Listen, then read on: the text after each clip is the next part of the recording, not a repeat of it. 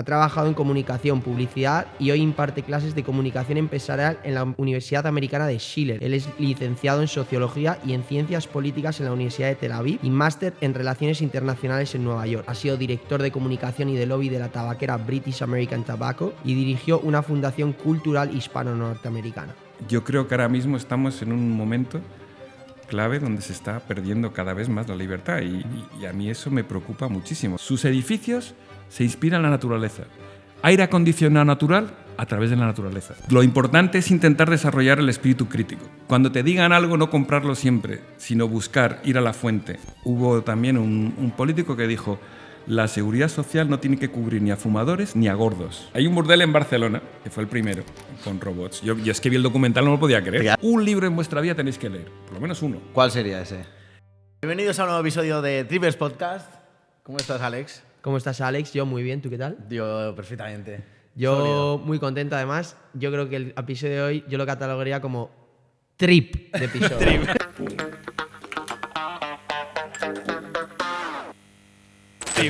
Así que me encanta. Perfecto, la retención va a ser infame. Hoy traemos a José B. Pinto. José, muchísimas gracias por venir. Bienvenido, muchas gracias por estar aquí, José. Un placer, un placer. Esta es mi inauguración, o sea que tenéis aquí algo Sí, realmente ¿nunca has hecho interesante. nada así? Nunca había hecho un O podcast. sea, y- pérdida de virginidad total. Literal. Total. No me hagáis sufrir mucho. porque No. No. Aquí despacito. Esto es siempre. buen rollo, buen rollo. Conversaciones abiertas, opening. Así me Entonces, gusta. sí, oye, sí. te quiero preguntar antes de que entremos Sí. en tema. ¿Esto es soñador en práctica? Sí, eso hay que explicarlo. Pues es el tema de los sueños y es el proyecto que más, probablemente que más orgulloso estoy últimamente, que es que creé una escuela para soñadores. ¿Vale? ¿En qué consiste? Consiste en, pues como profesor, una cosa que me sorprendió ver muchos de los alumnos es el enorme miedo que tienen al futuro, que es un miedo que también está compartido por la sociedad, porque hay los estudios que dicen que en la mayoría de las sociedades desarrolladas, o sea, la mayoría de las personas creen que vamos a peor, que el futuro va a peor. Y para mí es algo insólito, cuando eres joven, que creas que tengas tanto miedo del futuro y que todo va a ir a peor. Y esa pérdida de esperanza. De hecho, estaba leyendo hace poco también una entrevista con el director general y el fundador de BlackRock, que para los que no lo La conozcan, mayor gestora del mundo. es la mayor gestora del mundo, pero más que eso, es la tercera economía del mundo. Está Estados Unidos, está China y está BlackRock. O sea, que cuando él habla, realmente sabe de lo que habla y dice también que él lo que nota es una falta de esperanza. Y para mí es algo increíble porque creo que vivimos honestamente en unos tiempos prodigiosos y sin embargo la gente no tiene esperanza. Y yo quería pues dar una especie de revulsivo e invitar a soñar. Pero ¿y por qué crees que la gente tiene esa percepción del futuro? Pues yo creo que también son muchas de las noticias que se le dan, también lo que hemos vivido. Entonces todo eso va permeando, de que va a haber problemas con el trabajo, con el futuro, con el medio ambiente. Todo eso va permeando al final a la gente y tienen mucho miedo a desarrollarse. Y yo creo que sobre todo los educadores tenemos una enorme responsabilidad en intentar fomentar para que desarrollen esos sueños.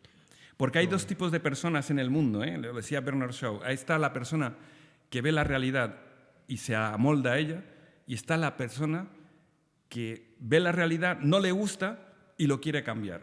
Y todo el cambio de la humanidad ha dependido siempre de esos que nunca se han amoldado a la realidad. Vale, entonces supongo que tu escuela de soñadores va un poco por el segundo perfil, intentar formar ese tipo de perfil en los jóvenes. Y sobre todo que España es una tierra prodigiosa de personas que están haciendo cosas increíbles y que sin embargo no se sabe tanto. Es una cosa que me sorprende también mucho. Pero ¿tú crees que, por ejemplo, esta mentalidad de desesperanza, de no tener una actitud positiva frente al futuro, has dicho que es un poco por los medios de comunicación y todo lo que se le educa, pero ¿tienen algo de realidad? Es decir, ¿estamos yendo a un futuro peor al que hemos vivido en el pasado o realmente tú lo ves desde una perspectiva positiva? Yo lo veo siempre de una perspectiva positiva. O sea, yo cuando veo los datos objetivos, nunca tantas personas en la historia de la humanidad han vivido tan bien como ahora. Es una cosa, esto es un hecho objetivo. Yo recuerdo, hablando del catastrofismo con respecto al futuro, el Club de Roma. El Club de Roma, que eran unos expertos maravillosos que empezaron a hacer unas proyecciones con ordenadores, ¿no? Y entonces, básicamente, era para llorar, porque decían que estábamos condenados. El día que llegáramos a 5.000 millones, si no mal recuerdo, pues este planeta moría. Y ahora somos 8.000 millones. 8.000 millones y no ha ocurrido nada. Es más, nunca tantos han dejado la pobreza absoluta como en este siglo, que ha sido prácticamente una revolución con tanta gente que salió la pobreza absoluta en China, por ejemplo. Entonces, como todo en la vida, tú coges el vaso de agua y ¿cómo lo ves? Claro, ¿Medio lleno o medio vacío? Claro. Yo creo, y sobre todo cuando eres joven, que tienes que verlo medio lleno, porque tienes unas posibilidades enormes. Y hoy, Totalmente. Hoy es increíble lo que podéis hacer. Bueno, pues sois el ejemplo ahora mismo. Bueno, ojalá, Dos ojalá. micrófonos y Oye, pero que podéis hacer. Eso tiene un nombre, ¿verdad? Porque yo me acuerdo en la universidad, que no me acuerdo en qué clase, pero nos hicieron como un test de cómo ves el mundo actualmente. Y eran preguntas de cómo ves el mundo actualmente con respecto a hace 20 años en delincuencia o en, yo qué sé, pues en felicidad. Y todo el mundo, o sea, éramos 20 en clase, los 20, los resultados indicaban como que veíamos el mundo como que estaba peor que hace 20 años. Y luego nos enseñó las estadísticas de delincuencia, asesinatos, pobreza y todo está mucho mejor. Y eso, no me acuerdo el nombre. ¿Tú sabes el nombre de cómo se llama eso? No lo sé el nombre, pero es un ejercicio que también hago en clase, curiosamente. ¿Ah, sí? Pues mira, me hicieron... Pues estamos alineados con tu profesor también porque... Era de oratoria, creo, y todo. Es para demostrarles que no está tan mal, o sea, porque siempre creemos que está mucho peor de lo que está el mundo ahora mismo. José, yo he escuchado, preparando esta entrevista, que tienes una frase famosa que dices que la cultura es una barrera en un mundo sin fronteras. Correcto. Eso lo intenté entender, pero me costó. Me gustaría que expandieses un poquito en ese concepto. Pues sí, es una de las materias que imparto en la universidad, que es en realidad la competencia multicultural para los negocios. Vivimos ahora mismo en un mundo sin fronteras. Este podcast lo puede ver cualquiera. Mandamos un correo, lo puede ver cualquiera. Amazon llega a cualquier, bueno, salvo puntos excepcionales, Corea del Norte, ahí no llegará, pero llega a cualquier lugar. No existen barreras hoy en día, pero sí existe una que es la última barrera, que es la invisible, que es la cultura. A la hora de hacer negocios hoy en día, la principal barrera es la diferencia cultural. Lo que tú das por cierto en tu cultura es completamente ajena en otra cultura. Por ejemplo, Occidente y Asia son dos culturas radicalmente distintas. Y muchos de los desencuentros empresariales que han habido, y por la razón por la cual la mayoría de las iniciativas en Asia fracasan, es por esa falta de sensibilidad cultural. Porque tú vas con tu mentalidad occidental, por ejemplo, a hacer un negocio en China. ¿Y qué es lo que quieres? Firmar un contrato lo antes posible. Eso es lo que quieres, con una serie de condiciones, ¿correcto? Pero la mentalidad ahí es completamente distinta. El contrato te firman lo que quieran, pero eso no significa que después se va a aplicar a la letra. Claro. Y y necesitan mucho tiempo para conocerte, mientras que tú vas con una prisa. Entonces ese desencuentro es muy importante. Yo recuerdo también mi primera delegación que tuve que agasajar aquí en Madrid, una delegación china importante. Bueno, para mí eso fue un show, ¿no? Un show, vamos, un despertar. Digo, Dios mío, pero qué distintos somos. Qué distintos somos. ¿Tú crees que eso es algo positivo o negativo? Ni es positivo ni es negativo. Lo que es importante es que lo sepas, que tengas unas claves concretas. Vale. Porque si no tienes esas claves, entonces te las van a dar. O sea, no, vas a perder qué es lo que le está esperando tu interlocutor. Es que ocurre muchas veces. Por ejemplo, ocurrió también entre japoneses y Estados Unidos, que hay un estudio muy importante. Pues cuando venían a negociar, los americanos ya decían inmediatamente lo que querían. Y entonces, claro, para los japoneses, pero esto que dicen ya te lo dicen tan pronto, si todo es mucho más implícito en la cultura asiática, mientras que en la nuestra es mucho más explícito. Esto es lo que quiero en estas fechas. Claro. Y eso es un desencuentro que es muy importante que gestiones. Vale, pero o sea, yo veo que lo enfocas bastante al tema de los negocios y ahí sí que, o sea, lo comparto 100% que para hacer negocios tienes que adaptarte culturalmente a la otra parte, eso es fundamental. Pero dejando un poco los negocios a un lado, porque yo sí que veo que vivimos en un mundo muy globalizado, en el que pues gracias a Internet, gracias a las nuevas tecnologías, estamos muy conectados y ¿no crees que se está perdiendo un poco también, por culpa de eso, la identidad cultural de cada parte del mundo? No, vamos, es cierto que tenemos unas pautas cada vez más globales, pero a la vez es que somos parte global y somos parte local, como cualquier empresa. Tenemos un componente global y siempre un componente local. Y yo creo que eso siempre permanece. Y lo importante es que siempre hacemos hipótesis de que, por ejemplo, una sorpresa que me ocurrió a mí en mis viajes por el mundo es descubrir o trabajar con latinoamericanos. Porque yo pensé, ¿hablamos el mismo idioma, correcto? No.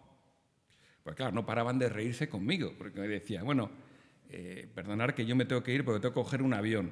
Bueno, pues mis colegas argentinos se partían de risa porque, claro, en Argentina todos los españoles somos gallegos, es Manolito el prototipo de esto, y entonces decían, bueno, gallego, ¿cómo vas a coger el avión?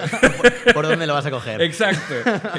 Esto es, pero incluso algo tan sencillo como dices la lengua, qué distinto es. Pero todos somos tanto locales como globales. Y las empresas es muy importante que lo tengan eso en consideración. Hay un montón de anécdotas muy simpáticas. La mejor me gustó muchísimo SEAT, por ejemplo, nuestra empresa SEAT de automóviles. Pues el director general, que sabía la barrera que significa la cultura, pues el modelo Málaga, SEAT Málaga, cuando lanzaron el modelo Málaga, se llamaba Málaga en todo el mundo, salvo un país. ¿Qué país? ¿Qué país? ¿Qué país? Alex y Alex. Esta es para él, ¿no? Estoy pensando, pero ni idea. Saca el traductor de Google. ¿Cuál? Grecia, fíjate. Grecia. ¿Por qué en Grecia? Porque Málaga se asemeja mucho a una palabra griega muy fea que es malaca. Entonces ya lo sabían y por eso evitaron ese bochorno que puede ocurrir y cambiaron para ese modelo, para el modelo Málaga, le pusieron el nombre Gredos. Pero claro, otras empresas que no pensaron en eso, pues tuvieron unos problemas, además de ser un chiste, son empresas de automóviles, que tuvieron después que cambiar el nombre, y además pérdida de reputación, pérdida de dinero, con campañas de publicidad de mucho dinero, que no tenían en cuenta esas pequeñas variaciones. ¿Y dentro de las empresas qué departamento se encarga un poco de revisar todo eso? Pues debería ser, bueno, marketing, pero marketing se lo da una agencia que después hacen una campaña global. Entonces, una de las cosas que enseñamos en clase, sobre todo para evitar la barrera de la cultura, es hacer una back translation. Tú primero que te lo traduzca alguien y después otra persona completamente ajena que te lo vuelva a traducir, porque esa otra persona es la que verá pues, un problema. Por ejemplo, otro Nissan Moco. Claro, qué nombre más bonito, ¿no? Salvo en ciertos países, pero entonces te lo ve alguien que dice, pero bueno, ¿cómo vas a llamar esto? Entonces hay que cambiar el nombre para ciertos países, vamos, si quieres. O sea, que a nivel sería marketing y también el departamento de comunicación, trabajando back to back los dos para un poco solventar eso. Yo te quería hablar un poco de la globalización, porque estamos hablando de los soñadores. Obviamente estás diciendo que gran parte o un alto porcentaje de la población siente una desesperanza, un pensamiento negativo hacia el futuro, pero sí que es verdad que por medios de comunicación y otros factores que has explicado, pero sí que es verdad que gracias a la globalización eso puede permitir al revés, informarte mejor, ver medios de comunicación de otros países, saber lo que está sucediendo en tu planeta, no solo en tu país o en tu ciudad. Entonces, tú a nivel de globalización, ¿no piensas que eso tendría que haber ayudado a tener una visión positiva del futuro? Sí, por supuesto. Hoy en día, en realidad, si quieres saber algo, lo puedes saber. Es que no recuerdo a quién lo dijo. un político español, pero que fue muy interesante. Si tú quieres mantener un secreto en España, ponlo en un libro. Pues hoy en día el problema es que tenemos una barbaridad de información y la mayoría de la gente no lo filtra. Entonces, cuanta más información, dicen, bueno, pues a lo mejor no sé a qué atenerme y ya me lo cojo este titular, ¿sabes? El titular, bueno, dentro de 20 años estamos todos fritos. Bueno, pues te quedas con eso, porque además las noticias malas llama la atención. Llama mucho más la Mucho más. atención. Sí. Es una cosa curiosa. Las buenas, la bondad... Bueno, sí, no hay más que en un telediario, el 90% es Claro, negativo. claro. Siempre dicen que lo que es importante es la noticia mala. Y entonces, hoy en día tienes toda la información, pero es muy difícil buscarla. O sea, ¿tú crees que, claro, estamos hablando de globalización? Perdona, y te voy a decir ahí, la globalización tiene también un elemento negativo muy interesante, que es, por ejemplo, tú antes tenías una idea loca y se quedaba pues reducida a tu entorno, a tu pueblo y a tu familia.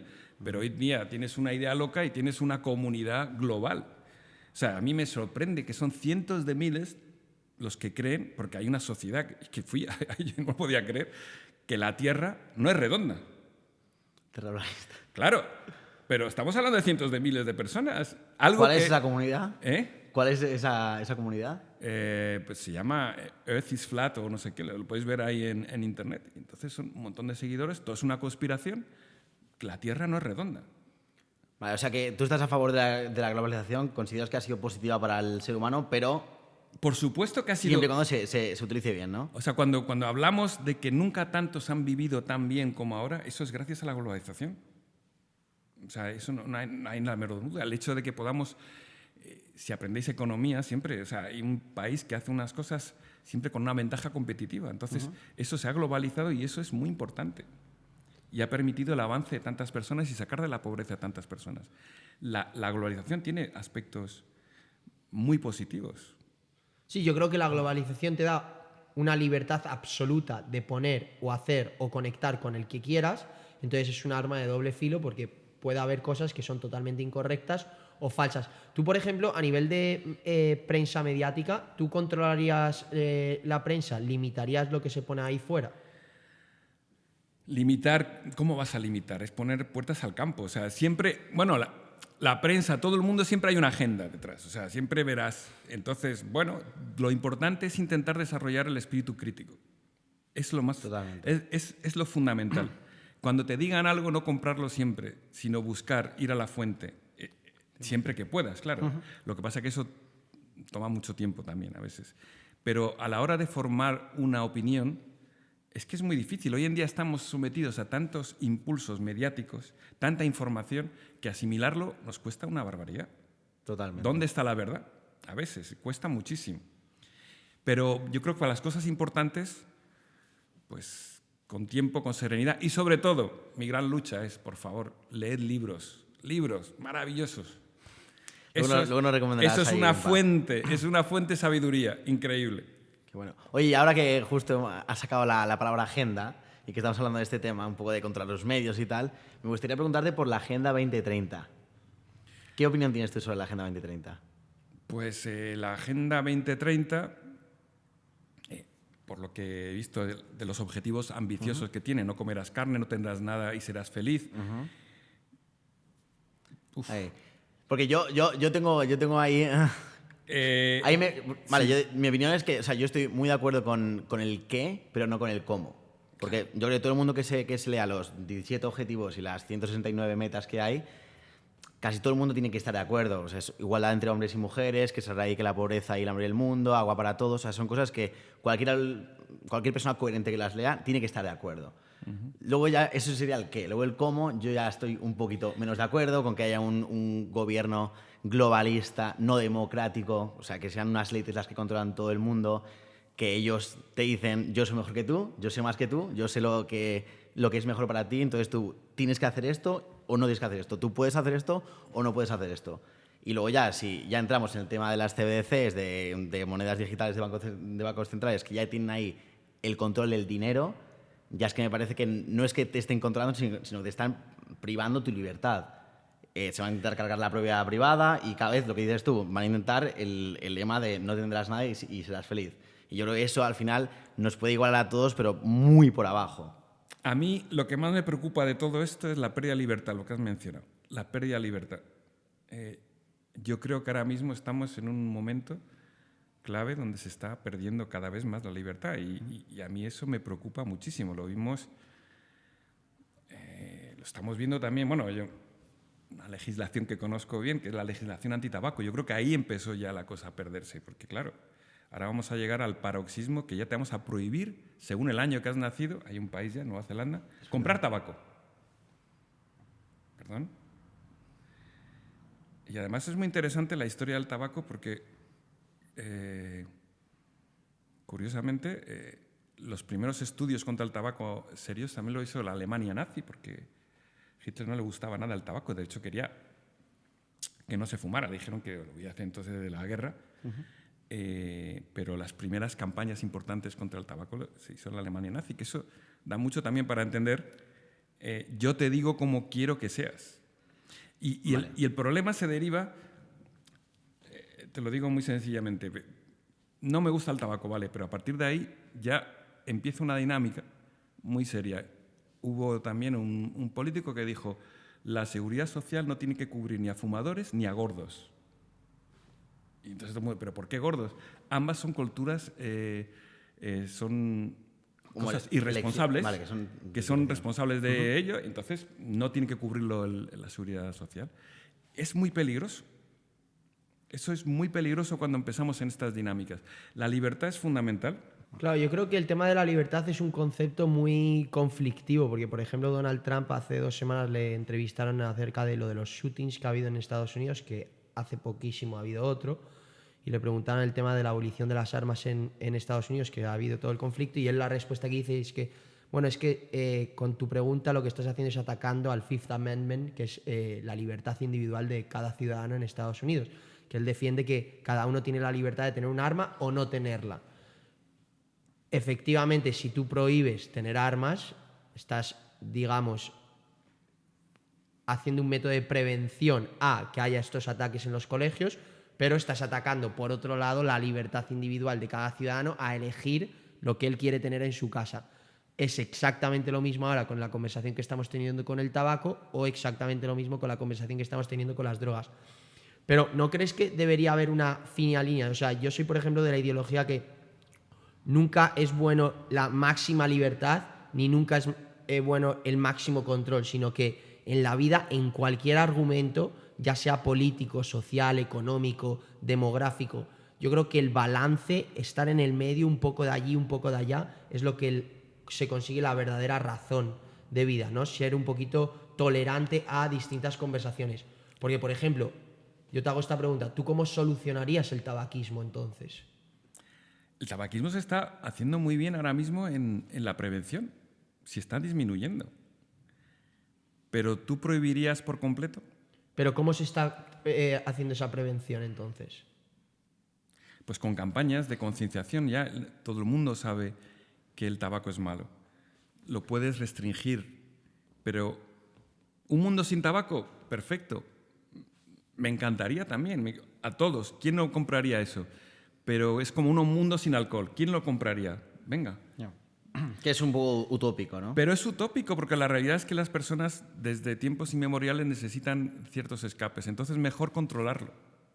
Eso es lo que es importante y lo que es la lección que vemos con todas estas campañas, que han tenido éxito. Pero si lo llegas hasta el paroxismo, yo creo que tiene un efecto llamada, que es muy peligroso.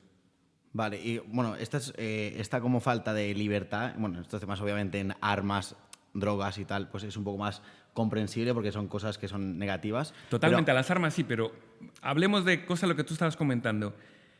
¿Qué pasa si desaparece el dinero? Que también es un objetivo que ya están poniendo algunos países. Ya que a 5 años... El control es absoluto con respecto a todas tus pautas de consumo. Entonces, a partir de ahí, puede cambiar también las cosas, ¿no? Te pueden decir, mira, según tu última analítica, porque hoy en día son todo datos, tienes el colesterol alto, pero además eres un irresponsable porque fíjate lo que has comido. Entonces, por eso vas a tener más impuestos. Claro, sí. Por Bueno, ejemplo, o te limitan el gasto en eso. para llegar a dónde puede ocurrir. Sí, o no, directamente te limitan el gasto en ciertos productos. O te lo Eso van a limita, hacer. exacto, o te lo prohíbe, no puedes pagar eso. Efectivamente. Pero entonces, o sea, aquí hay un debate bastante serio porque personas como tú tienen una visión muy positiva acerca de hacia dónde está yendo el mundo y el futuro que tenemos, y que la gente y los jóvenes sobre todo deberían tener una mentalidad positiva y una actitud positiva frente a lo que les espera. Pero luego estamos hablando que las élites y que la Agenda 2030 y la gente que realmente gobierna este planeta realmente tienen una visión negativa, es decir, tienen alrededor de ellos un círculo oscuro y negativo acerca de cómo quieren controlar o cómo quieren llevar nuestra sociedad. Es decir, en la raíz del problema, en la raíz de todo este debate de hacia dónde vamos, hay oscuridad, no hay positividad, no hay luz, según lo que estamos hablando, de que nos quieren controlar, de que tiene que ser todo mucho más regulado, de que no nos dan libertad. ¿Es cierto esto? No, siempre hay regulación, siempre la hay y siempre la habrá. Entonces es una dinámica entre libertad y regulación. Pero ¿tú Siempre crees que hay. la élite tiene o sea, es oscura, es negativa? No me gustan las teorías de la conspiración, la verdad. No, a él le encantan. Si es que a ti te gustará, pero yo no. Yo creo Aquí que nos siempre encantan, nos encantan esas siempre creo que teorías. tenemos nuestra libertad individual y a partir de ahí lo importante es que seamos conscientes de cuándo puede verse mermada nuestra libertad individual. Punto. Y a partir de ahí reaccionar. Yo siempre lo limito a la persona. Vale. A lo mejor he crecido en una generación que la libertad era fundamental y siempre cuando veíamos algo que no nos gustaba, pues protestamos. Es nuestro derecho. Claro. O sea, siempre vamos a tener esa libertad. Deberíamos. Espero. O sea, yo creo que sí, la tenemos. Es importante, lo que es importante es protegerla. Lo que es importante es no darla por supuesta. Vale. Eso es lo más importante. Lo que es importante es cuando tú veas una serie de dinámicas que no te gusten, pues no mirar para otro lado, sino reaccionar. Es lo que creo. O sea, un pueblo proactivo a protestar y a pedir. Correcto. No sé si un pueblo, pero por lo menos tú que seas consciente, si hay algo que no te gusta, decir, esto no me gusta. Claro. Bueno, el cambio viene de uno mismo, obviamente. Claro, Sí. claro, pero si no lo haces es que es muy difícil. Y una cosa, porque viendo un poco a raíz de lo que estábamos hablando, de prohibir libertades y reducir la libertad individual, sí que ya hemos dicho que, pues, obviamente, tabaco, drogas, armas, cosas que son más o menos pues, coherentes, pues son dañinos para la sociedad. Pero un tema que no es nada dañino, por ejemplo, la natalidad, porque sí que desde la Agenda 2030 uno de los mensajes que se lanza es el de que va a haber un problema de sobrepoblación en el planeta, que vamos a ser demasiados. Pero, sin embargo, yo he escuchado a empresarios como Elon Musk diciendo que al revés, que la falta de natalidad es un grave riesgo para el futuro de la humanidad. Entonces, yo nunca llego a ninguna conclusión y no sé, quería pedirte tu opinión. ¿Tú piensas que hay demasiada gente o demasiada poca gente en el planeta? Es que no, ni demasiada, ni mucha, ni poca. Yo creo que este debate, como os dije anteriormente, siempre de que somos demasiado, ya ha existido desde siempre. Desde Malthus también, que decía que la población aumenta geométricamente y nuestros recursos aritméticamente. Entonces eso nos lleva siempre a la catástrofe. Y es una catástrofe que lleva siglos anunciándose, pero que no llega. Yo creo que somos lo que somos y que cada ser humano pues, siempre tiene una potencialidad extraordinaria. Y podemos ser muchos más. Este planeta dará mucho más porque ya lo ha probado. Claro. Lo ha probado que da... O sea, ¿cuál es el problema? Por ejemplo, que no hay comida. Hoy en día se tira el 30 al 40% de la comida que producimos. Ahí ya tenés la posibilidad de duplicarlo, sencillamente, con una mejor gestión de los alimentos. Creo que, y esto que no hemos hablado todavía de ir al espacio.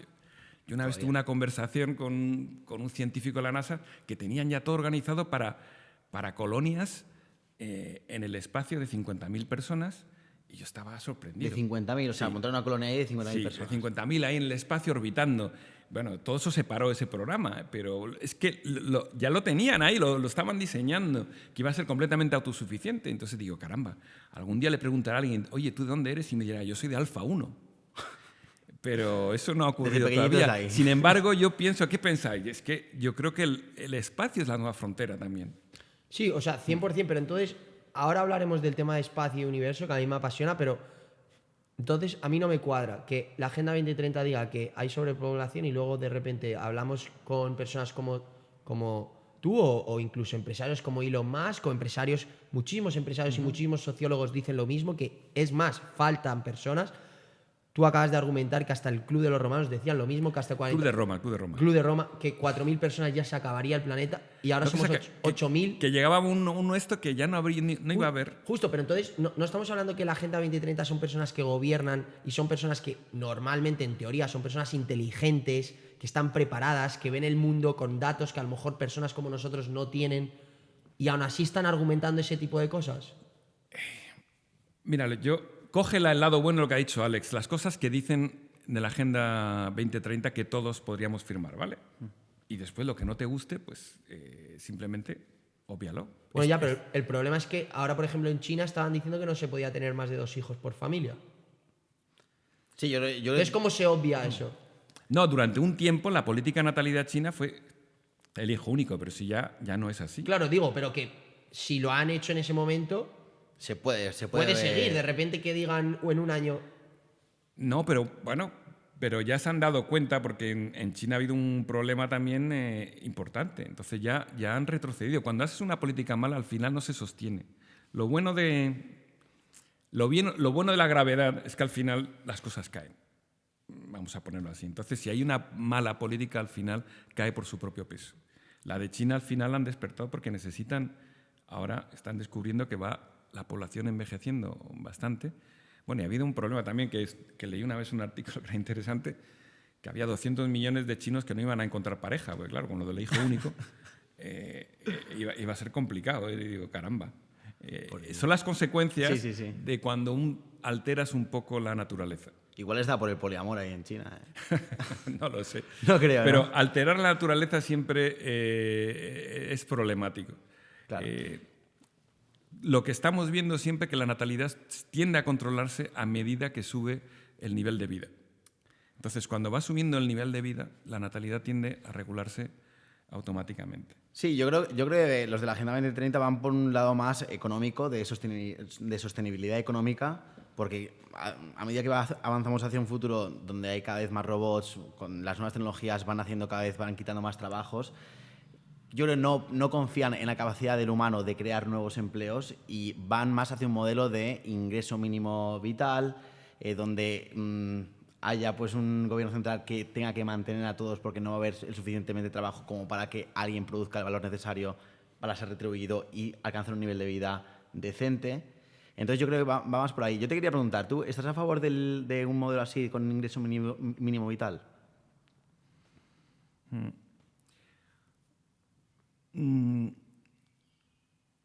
El ingreso para todos es que lo tengo que estudiar más, perdona, ¿Vale? porque ahí no tengo datos.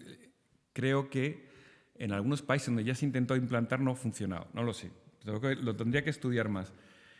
Yo creo sobre todo en la capacidad del ser humano de crear y de más que de depender.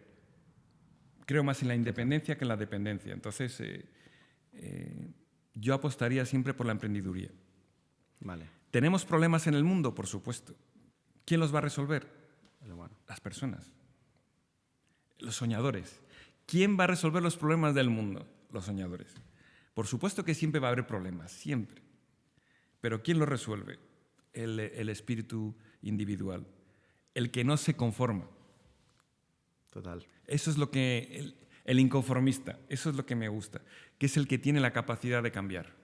Claro, en ese caso el ingreso mínimo vital pues destruye eso, destruye esa actitud o puede llegar a destruirla. A lo mejor una persona recibe eso y aún así tiene el hambre y tiene ese inconformismo de seguir avanzando, pero habrá muchísima gente que con ese ingreso mínimo vital puede ser, se queda ahí. Es que no lo sé, honestamente no lo he estudiado, entonces no debería estudiarlo más profundamente porque sé que ha habido iniciativas, pero tengo que ver el estudio. Pero así de bote pronto, pues yo entiendo que las personas que hay que ayudar a las personas que caen, por supuesto. Se necesita una red protectora, que es otra de las maravillas que tenemos en los estados actuales. Tenemos una red protectora de las personas que necesitan eso. Hacerlo generalizado no lo sé. Vale. Pero en teoría puede ser algo que vaya en contra de la iniciativa. Claro, es que yo pienso bastante parecido a ti. O sea, yo confío mucho en la capacidad de las personas de encontrar nuevas formas de crear valor. A pesar de que de aquí a 50 años sí que considero que va a ser un futuro muy robotizado. O sea, muchos de los trabajos que existen hoy en día no van a existir. Pero como tampoco existían hace 50 años muchos de los que existen ahora. O sea, ahora, ¿cuánta gente vive de las redes sociales? ¿Cuánta? Muchísima. O cosas relacionadas con las redes sociales. Hace 20 años eso no existía. O sea, yo confío siempre en la capacidad de ir creando nuevo empleo, nuevas formas de crear valor. Pero ¿y tú cómo ves el tema de la robotización? Porque sí te he escuchado hablar de temas ahí relacionados con nuevas tecnologías. Sí que yo creo que todo el mundo estamos de acuerdo en que puestos de trabajos de producción, fábricas, eso obviamente va a estar todo hecho por robots dentro de poco, incluso no tan básicos también van a ser, pero en puestos más altos, como ya no tanto de fabricación y de realizar tareas, sino de pensar en cuanto a estrategia. O sea, podría haber un robot que sea consejero delegado de una empresa, incluso CEO, o que un robot te monte una empresa. Te voy a dar noticias. Noticias, me encantan las noticias. De la robotización. De hecho, ya hay un robot que es consejero de una empresa. Consejero. Consejero. ¿En dónde es esto? En Japón. Claro. Entonces eso ya existe. La robotización va muy rápido, pero se nos plantean un montón de problemas que no estamos todavía preparados, que es lo que me gustaría también, o que lo que intento ver en clase, que nos demos cuenta. Se nos plantean un montón de problemas éticos. ¿Por ejemplo? Por ejemplo, una cosa que va a ocurrir, la conducción autónoma. Va a ocurrir sí o sí, ¿no? Entonces, pero tú tienes que programar ya a tu coche qué pasa cuando tienes dos alternativas. Si tiras a la derecha y tienes que tirar a la derecha o a la izquierda, atropellas a una anciana de 80 años y si tiras a la izquierda, atropellas a una niña de 5 años. ¿El coche qué hace? Ya, pero estos problemas éticos que van a ocurrir cada vez más, es importante que empecemos a madurarlo, porque esto va muy rápido, pero también no tenemos una especie de marco de cómo hacer con los robots, cómo tratar la inteligencia artificial. Están las leyes de Asimov, ¿os acordáis? No las conozco yo. Asimov, que fue el gran pionero, bueno, pues decía que la primera ley de robótica tiene que ser que ningún robot haga daño a un ser humano. Y la segunda ley es que en caso de duda siempre vayas a la primera ley. Y eso debería ser un consenso que todavía a lo mejor estamos a punto de poder hacer, pero es que es muy complicado. Porque, por ejemplo, en la vida real, bueno, pues ahí está el coche. ¿Qué haces? ¿Qué haces entonces? O un animal que se te cruza ahí en el coche. Pero eso, al final, el coche va a decidir por ti. Sí. Claro. Y entonces se nos plantean varios problemas éticos que son muy interesantes. También pueden sentir los robots. ¿Qué pasa? Blade Runner, la película maravillosa, legendaria. ¿Qué pasa con los robots cuando sienten? ¿Qué vamos a hacer con ellos? ¿Podemos tratarles como un trozo de chatarra o no? Se nos abren un montón de cosas, también apasionantes. Sí, no. También apasionantes. No. Y bueno, otra cosa que digo en clase, ¿y nos acostaremos con robots? Pregunto. Yo estoy seguro de que sí. ¿Tú crees? Mucho enfermo ¿Cuándo? por ahí. ¿Pero cuándo? Yo creo que depende de lo realista que sea. Pero dame un estimado. ¿Tú cuándo crees que eso va a ocurrir? Pues yo creo que dentro de Yo te diría 500 años. 500 años. Ostras, yo te iba a decir, Bueno, 20, te iba a decir 20. 20, 500 años, de verdad. Sí, 500, es la Esto primera está vez todo, que oigo tío. 500 años. La mayoría en clase me dicen 20, 30, 50 años. Y es que en 20 años no creo que nos estemos acostando con robots en 20 años, tío. Yo creo que estaré muerto pero varias generaciones, hasta acostarse con... No que esté robotizado el mundo, pero que mantengamos relaciones sexuales con robots, creo que sí. queda mucho, porque ya eso ya no es un tema tecnológico de adaptación en el mundo. Eso ya es un nivel ético, moral, de valores, de principios que tiene que desestructurar el humano y volverlo a programar. Yo creo que ninguno de nosotros seríamos capaces de hacerlo. Tendría que ser alguien que haya nacido ya en un modelo así. Yo creo que no, tío. Yo creo que hay mucha gente que ahora utiliza juguetes sexuales que son, no sé, no he probado ninguno, pero que son muy reales y que en 20 años, con la tecnología que va a haber, seguro que o sea, que no digo que es una cosa común. Eso es imposible. Claro, a ver, vale, es que tú estás hablando de eso. Yo estoy hablando de un robot en plan con una relación sexual igual a la de dos humanos. O sea, igual. Igual no, pero habrá instrumentos así, yo creo que seguro. No, instrumentos Y ahí 20, ahora. claro, bueno, por pues eso. tengo noticias para vosotros. Esto como si fuera No una cosa. producto. Ya ocurre. Ya ocurre. Ya ocurre. Y España es pionera en eso. ¿Qué dices? Sí, señor. Fer, tío. Hay un burdel, hay un burdel en Barcelona, que fue el primero en Europa, con robots. Yo es que vi el documental, no lo podía Te creer. quedaste loco. Y es que era impresionante. ¿Cómo se llama el documental? Me lo tienes que decirlo. No, es que no lo recuerdo, porque lo vi en la película. Y entonces, claro, esto ya ha ocurrido desde el año 2017, creo que fue. Robots de verdad. Robots de verdad. ¿Y cómo además exactamente? es que el documental era muy gracioso porque había ahí una prostituta de carne y hueso. Y dice, es que contra esto no podemos competir. ¿Esto qué es? Yo me estoy quedando loco. Yo necesito como un parón. ¿En serio? O sea, pero parecen completamente humanas. Bueno, sí, es que cada vez lo van... Mejorando. Lo van mejorando, me imagino, ¿eh? O sea, pero... piel de silicona, cosas de estas que dices, wow, esto... Pero, caramba, si esto... ¿Cuándo ha ocurrido, no? Wow. Pero Vale. una pregunta, por ejemplo, el ejemplo que has puesto de consejero delegado en la empresa de Japón. No que- consejero delegado, un Consejero. consejero. Que ya es un robot. Claro, a este nivel ya, si seguimos avanzando, a lo mejor el CEO de la empresa es un robot. Pero Claro. ahí tendría que estar ya basado a lo que tú has dicho antes, el tema ético, de cómo él toma las decisiones respecto. Es que para mí, en el tema del buen gobierno corporativo, ¿qué pasa cuando incorporas a un robot? Yo veo uno de los problemas. Por eso digo que tenemos que empezar a pensar esto, porque esto ya está ocurriendo. ¿Cuál es el problema que yo veo en un gobierno corporativo de una empresa teniendo un robot? Es que, por ejemplo, si yo soy consejero en esa empresa, voy a esperar para cualquier punto del orden del día a ver qué es lo que va a votar el robot. ¿Por qué? Porque él tiene una capacidad de procesamiento de información muy superior a la mía. Yo me siento inferior a él. Entonces, si él vota no, joder, él sabrá. Será por algo. Y entonces, para mí tendrá un efecto tremendo. Porque el voto del robot, entonces, vale mucho más que mi voto. Porque muchos, me imagino, Por influencia. reaccionarán como yo, tendrán la influencia y dirán, bueno, pues si ha votado esto, nos dejamos llevar. Y eso es algo que también tenemos que pensar ya en el buen gobierno corporativo. ¿Cómo hacemos?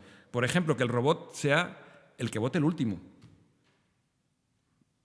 Es una forma que se me ocurre de plantearlo. Sí, pero por ejemplo, si hay un consejo de 10 personas y votan 7 que sí, 2 que no, y el último, ese robot, dice no. Ya, pero ya se ha votado. Sí, ya se ha votado, pero Ya se ha votado. los 7 Ya, van a decir, ya, ¿por pero- qué dice que no en otro que sí? Vamos a plantearnos un poco ¿ves? Lo todo. estamos planteando aquí a ver cómo podemos hacer de algo una realidad que ya está aquí. Y sin embargo no tenemos los mimbres para ver cómo lo gestionamos. Claro, es que... ¿cómo? Por ejemplo, un presidente del gobierno robot sería bastante más... Tengo noticias para ti.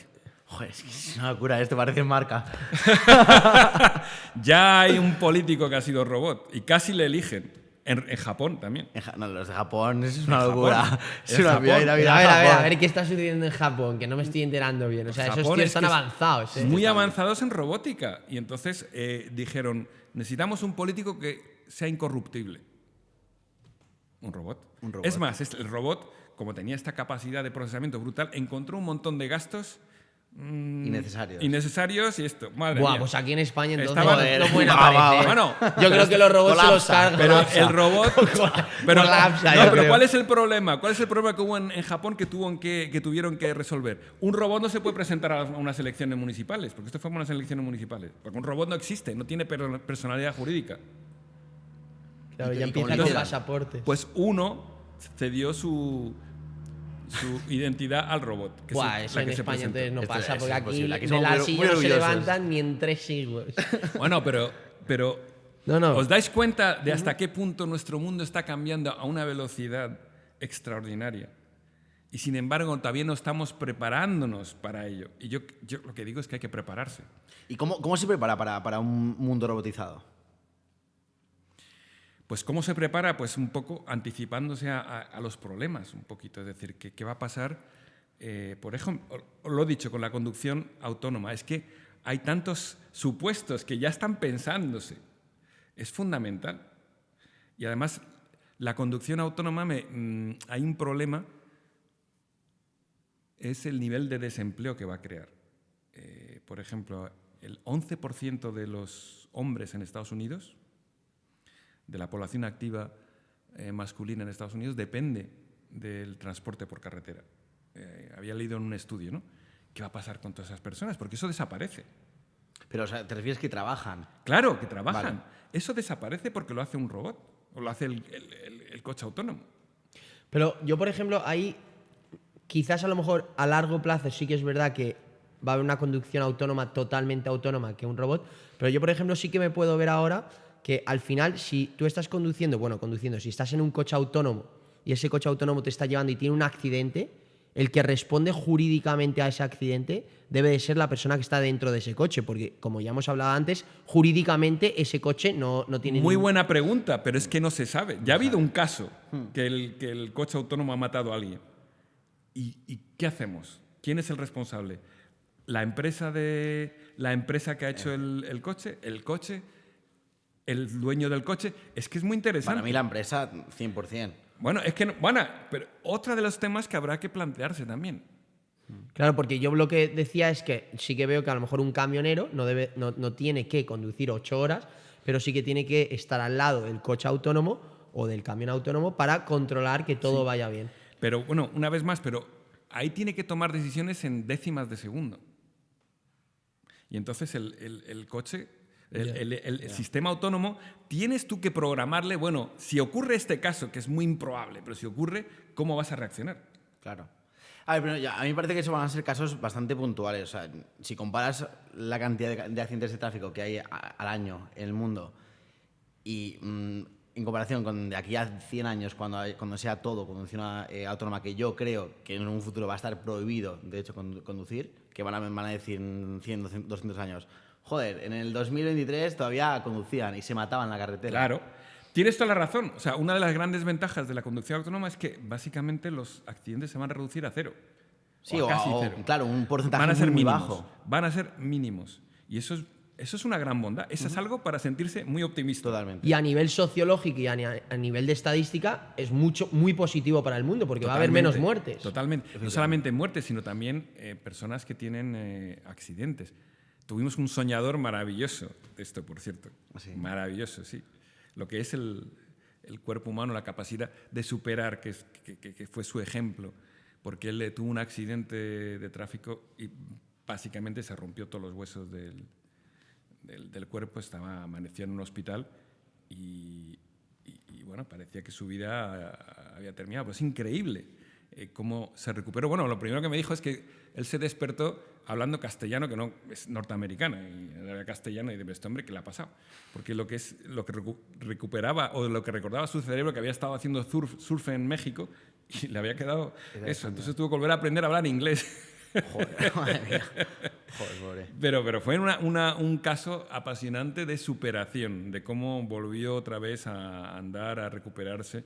Extraordinario, extraordinario. Joder. Y cómo fracasó también empresarialmente varias veces, hasta hoy en día que tiene un puesto importante. Joder. Oye, en el tema de la educación, porque sí que, bueno, el tema de los robots sí que lo veo un poco más lejano, Porque educar a los jóvenes sobre robotización es un poco más complicado, así que estamos en la fase de ver los parámetros jurídicos que vamos a tener que plantear. Pero en la inteligencia artificial, por ejemplo, que sí que ha surgido, pues ha habido un boom este año con ChatGPT y todo, y ha surgido un poco el debate de cómo educar a los jóvenes para un futuro con inteligencia artificial. ¿Tú estás a favor de meter la inteligencia artificial en las aulas? Y si es así, ¿a partir de qué edad crees que los niños deberían empezar a relacionarse con esta tecnología? Además, es que no es como una cuestión de estar a favor o en contra. Esto va a ocurrir, ¿entiendes? O sea, que se va a utilizar el ChatGPT. ChatGPT es la tecnología que más rápido se ha adoptado en la historia de la humanidad. ¿Cuánto es? Creo que ha sido en 2 meses, ¿no? Salió en finales 2 de noviembre. meses llegó a 100 millones. Sí. 2 una meses, locura. 100 millones. ¿Sabéis cuánto tardó Telefónica en llegar a 100 millones de consumidores? 20 Años. 20 años. 20 años, 82 años. Eso. Instagram, 2 años. Sí, Instagram 2 años. 2 años. Y de repente ChatGPT ha ocurrido. En 2 Entonces semanas. tenemos aquí una herramienta extraordinaria, pero también que nos plantea un montón de disrupción. ¿Cómo vamos a hacer? Pues yo como profesor ya tengo un problema. A ver, cuéntanos. Yo tengo ya un problema con ChatGPT. ¿Cuál es mi problema? Que no tengo una herramienta para saber si el trabajo que me presenta un alumno me lo ha hecho ChatGPT o no. Pero yo creo que hay herramientas ya. Hay herramientas que lo detectan. sí, que detectan si has copiado. Pero esto no has copiado, porque es algo completamente nuevo. Claro. Que te lo ha creado nuevo. Evidentemente llegará esa herramienta, pero Sí, hasta pero que sí, llegue estamos en un impasse. Pero ¿no crees que estamos debatiendo lo incorrecto? ¿No crees que el hecho de que ChatGPT ya esté en las aulas significa que el debate tendría que ser ya de raíz diferente? De que el alumno ahora, el tema de copiar ya no es un debate, ya se da por hecho de que el alumno va a utilizar este tipo de herramientas para hacer un examen, para sacarte una respuesta, y que entonces la educación tendría que ser totalmente diferente. Que Bueno, el alumno aprenda para mí, para nada, mediante este tipo de herramientas de una forma diferente a la que se ha visto en el pasado. Para mí no. No, sí, para mí va a no- seguir no aprendiendo. Yo utilizaría creo que va a seguir todavía. aprendiendo, pero a lo mejor en el aula pues, pueden cambiar ciertas pautas. Por ejemplo, un examen, pues no, sin ordenador. Creo que una universidad en Estados Unidos está volviendo a el papel y lápiz. Puede ser, puede ocurrir también. Pero el ChatGPT creo que es una cosa muy útil. Te da un montón de información. Bueno, La que quieras. Yo me he quedado sorprendido. Y eso que han dicho que este es el beta, Sí, que sí, no veas sí. tú el que viene. Digo, madre mía, pues el que viene, pero tiene también muchas ventajas. O sea, te da unas cosas increíbles, pero habrá que adaptarse. Yo creo que llegará el instrumento para ver cuando lo has hecho o no. Y una vez más aquí también sale un poco el tema de la ética. Es importante ya empezar a decir, no lo hagas, sino hazlo por ti. O sea, tú traslada tu trabajo que sea tu voz, que no sea la voz de otro. Hay un emprendedor que se llama Gary Vee, que es un emprendedor americano muy buen comunicador, y un día en un podcast con un chaval dijo que básicamente él sentía que era estúpido ahora los exámenes que se hacen a los jóvenes de geografía o de historia, de que tienen que sacar los países, los ríos, las ciudades, porque al final ese chaval va a salir de clase, va a chequearlo en el móvil en Google y Google le va a dar la respuesta. Entonces no hace falta, él decía que no hacía falta memorizar o tener ese sistema educativo como el que se tiene ahora. Lo que pasa es que yo creo que ChatGPT es mucho más disruptivo que Google, y ChatGPT te puede sacar de todo tipo de actividades escolares, ya sea resúmenes de libros, exámenes, deberes. Entonces yo creo que ChatGPT sí que está consiguiendo lo que no se consiguió en un principio con Google, que va a cambiar, va a modificar el sistema educativo, porque ahora un chaval le dices, mañana tráeme un resumen del libro, y ha tardado 5 minutos en traértelo porque se lo ha pedido a ChatGPT. Entonces yo creo que sí que es el concepto de que al final no hace falta memorizar como se memoriza, no hace falta aprender como se está aprendiendo. El concepto no es saber tanto, sino saber utilizar las herramientas para llegar a... Correcto. Yo estoy medio de acuerdo. De acuerdo.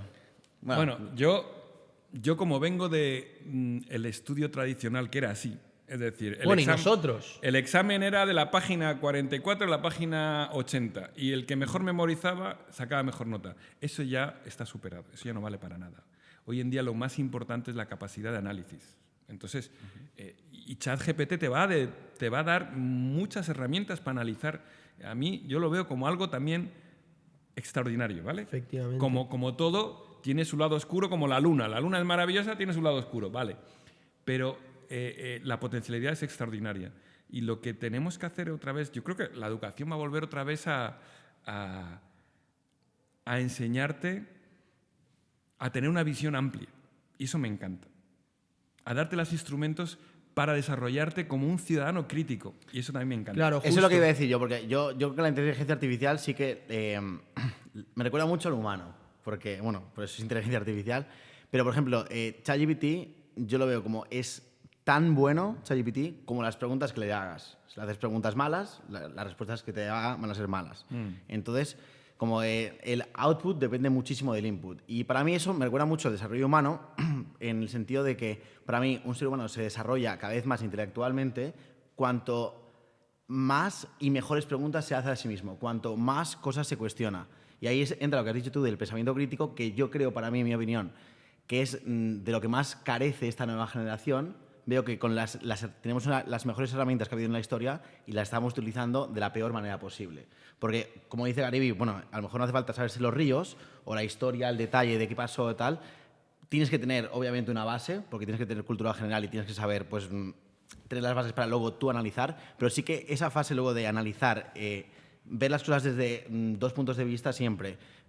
Ahora se ha polarizado todas las opiniones, se han polarizado muchísimo con las redes sociales. Veo que eso es lo que falta y creo que hay que encontrar un modelo para utilizar las herramientas que tenemos hoy en día para formar a jóvenes, a nuevos ciudadanos con pensamiento crítico y con opinión propia. Entonces, tú que eres profesor, ¿cómo crees que eso se puede hacer? ¿Cómo se puede inculcar en los jóvenes ese espíritu crítico para cuestionarse las cosas y no dar por sentado todas las opiniones que escuchan? Pues descubriendo que muchas cosas que ven no es real. Eso es lo más importante. Yo también les hago un montón de simulaciones. Esto es lo que sale en Instagram de esta persona. Y ahora esta es la realidad. Y se quedan sorprendidos. Porque claro, hasta ahora tú lo dabas por bueno. Estaba leyendo recientemente también que el responsable de inteligencia artificial de Google ha dimitido porque dice que ya hemos llegado a tal nivel de perfección que lo real y lo irreal ya no puede distinguir qué es real y qué es irreal. Tú puedes poner la cara, la voz, los ojos de una persona haciendo una barbaridad y no puedes distinguir si es real y no es real. Eso es importante que los educadores lo transmitan hoy en día a los alumnos. Es muy, muy importante decir, lo que veis es virtual, no es real. Y la realidad es otra cosa y siempre tenéis que cuestionarlo todo. Es una cosa que le digo que es muy importante también. Y yo creo que ahí está el gran trabajo del educador hoy en día. Vamos a Google, incluso si vas a Google, esto es antes de ChatGPT, ¿cuántos van más allá de la primera página? Nadie. Es lo que sale. Y ahí coges la información. Y yo siempre les hago el ejercicio de que vayan un poquito más allá. Ese ejercicio. Y ahí es donde van a encontrar cosas más interesantes que puede ocurrir. Claro. Es apasionante. Y fomentar el espíritu crítico. Y yo, sobre todo, que intenten cambiar el mundo. O sea, yo la clase que creo que más ha gustado, por lo menos antiguos alumnos míos que me han dicho que la que más les ha gustado, la que más les ha ayudado precisamente para desarrollar también su pensamiento crítico fue de hablar en público. Porque el ejercicio final es cómo ellos es su voz, cómo ellos van a cambiar el mundo ante una audiencia real, en 5 minutos. Entonces lo tienen que estudiar, analizar, concretar, darle forma a un discurso, y es su voz. Y la verdad es que, como educador, mis momentos más emocionantes han sido en esa clase, vamos, pero de lejos. Sí. Qué bueno. Yo creo que además eso que dices es muy bueno. Yo iba a un colegio, al Liceo Italiano en Río Rosas, que su manera de educar era mucho public speaking, hablar en público, y eso es una de las cosas más orgullosas que me siento del colegio, porque es verdad que se hace mucha teoría, mucho papel y boli que se llama, pero a nivel de saber comunicarte y saber transmitir tu mensaje conciso, claro, y exactamente que entienda la gente lo que tú quieres transmitir, eso me parece fundamental, porque esto ahora, con toda la tecnología, la inteligencia artificial y toda la tecnología que se está desarrollando, para mí lo más importante del ser humano es saber transmitir tanto a la inteligencia artificial como a tus compañeros de trabajo o empleados, si tú quieres emprender un proyecto, Es exactamente transmitir el mensaje que tú quieres representar luego en la vida real. Entonces vas a tener que tener ese communication skills, esa manera de explicarte que sea concisa, que sea creíble, que se entienda en todo tipo de plataformas, ya sea inteligencia artificial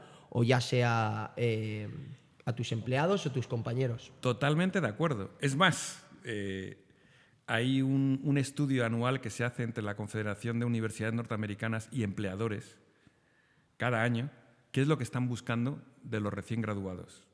Vale. ¿Cuáles son las aptitudes principales? Siempre, número 1, número 2 o número 3, la capacidad de comunicar. Y cada vez va a ser más importante. Por lo que estás diciendo, no solamente cómo comunicamos a otros seres humanos, sino también a inteligencia artificial. Va a ser súper interesante. Joder, Sí. qué bueno. Hablando un poquito de educación, que estamos hablando de educación y de inteligencia artificial, dejando un poco de lado la inteligencia artificial, ¿tú qué crees que es el mayor reto actualmente en el sistema educativo? Qué buena pregunta.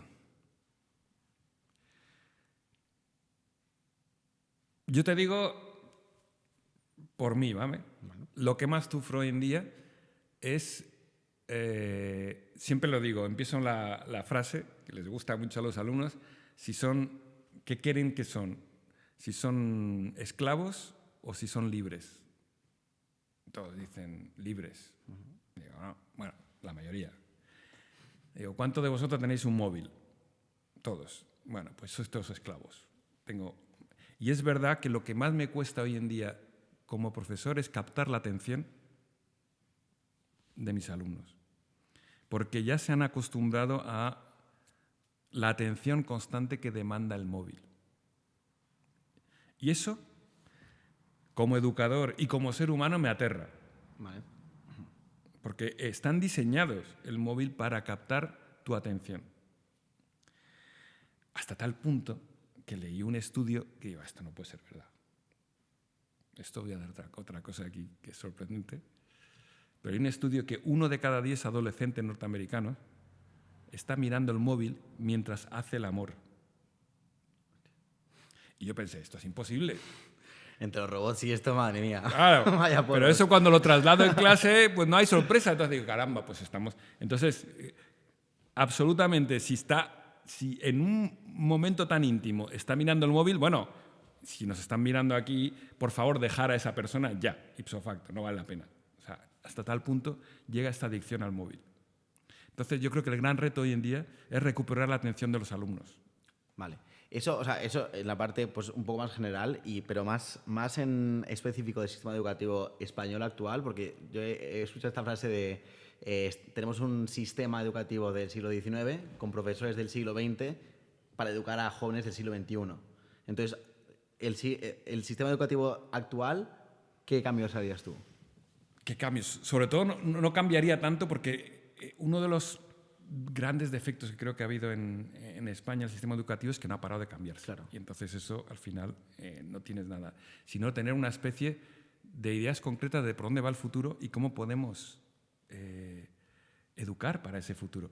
Una cosa que yo sé es que una cosa que deberíamos ya cambiar, por ejemplo, en todos los cursos y todo se le da libros que van a leer, libros para leer, ¿no? El libro de texto. Y yo sé, y todos se ríen, ¿para qué nos vamos a engañar? Sé que no vais a leer el libro. Es que todos se ríen, ¿verdad?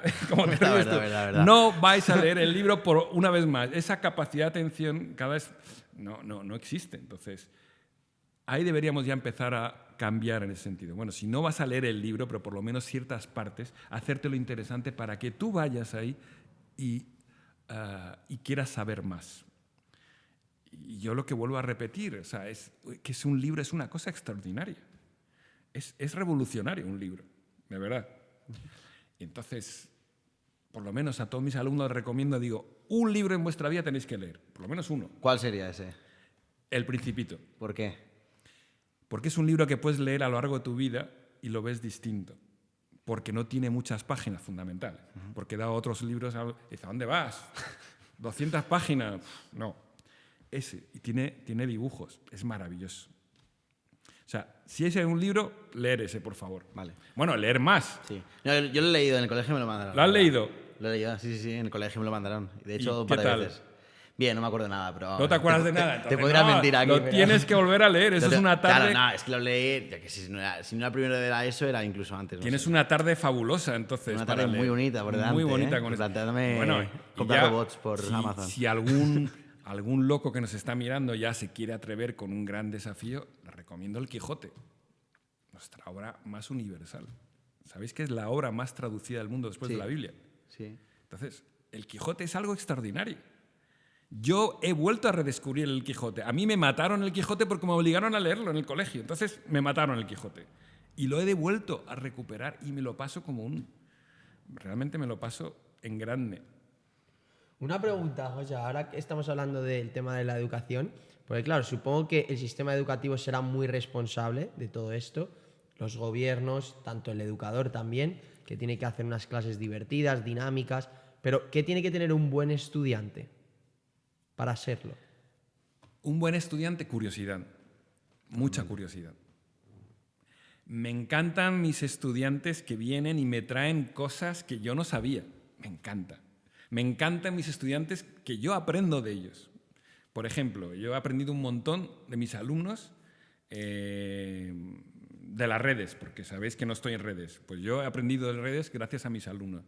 He aprendido mucho del mundo de blockchain y de la cripto por mis alumnos. Y esa curiosidad es la que tienen que tener. Así como yo aprendo de ellos, que ellos aprendan también de las cosas que creo yo que son importantes para ellos. Y es muy bueno eso porque vivimos en un mundo que cambia constantemente y cada vez la velocidad a la que cambia es mayor. Y yo creo que sí que tenemos que tener ahora mismo una mentalidad de aprendizaje constante. Absolutamente. Porque el que no lo tenga es que directamente se va a quedar atrás. Totalmente. O sea, no es lo mismo hace 50 años que decías, bueno, ya he terminado la universidad, ya he aprendido lo que va a ser mi profesión, ya estoy bien para el resto de mi vida, ya sé hacer algo. Yo creo que ahora mismo la gente que sale de la universidad va a utilizar a lo mejor lo que ha aprendido 5, 10 años, 15 máximo. Y a partir de ahí va a tener que volver a educarse en las nuevas tecnologías, en las nuevas tendencias que salgan para poder adaptarse al mercado laboral, porque si no va a ser imposible. Entonces Totalmente. esa mentalidad yo creo que es fundamental y tenemos las herramientas, que es lo bueno para hacerlo. Y yo creo que eso además es lo bueno de la universidad, de la educación, que te da la disciplina de cómo aprender. Porque el aprendizaje es para toda la vida hoy en día. Absolutamente de acuerdo. O sea, todo va a ser obsoleto en 2, 3 años y tenemos que reciclarnos constantemente para saber y aprender. Y esos mimbres te lo da la universidad. Pero el ejercicio. la universidad, ¿por qué? Porque yo, por ejemplo, o sea, de la manera en que aprendí en la universidad, o sea, me aborrece. A mí lo de estudiarme, mirarme un libro, hacer apuntes... Tienes que venir a Schiller. Bueno, pues encantado Claro, de... es que también, para que la gente lo entienda, o sea, la universidad de Schiller no es una universidad Ahora vamos a tradicional. pensar. No, por eso es bastante Claro. es muy innovadora en varios aspectos. A mí que me encanta. Es decir, una de las cosas es que es learning by challenge.